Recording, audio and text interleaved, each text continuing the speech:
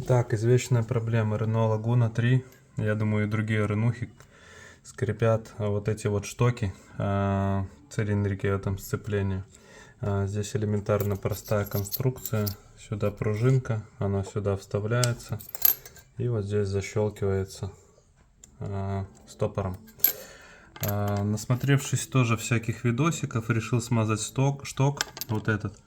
Он вообще абсолютно ничего не дает. То есть он никаким образом не попадает туда, где создается этот скрип. Здесь стоят две резиночки уплотнительные, которые, когда шток идет обратно, они снимают тормозную жидкость с этого цилиндрика. И получается, что когда вы добавляете смазку, эта вся барбитура смешивается и начинает жутко скрипеть. Еще хуже, чем на сухую оно здесь работает. Поэтому, если скрипит, никакой смазки, разбирайте, чистите и обратно ставите. И все будет работать ок.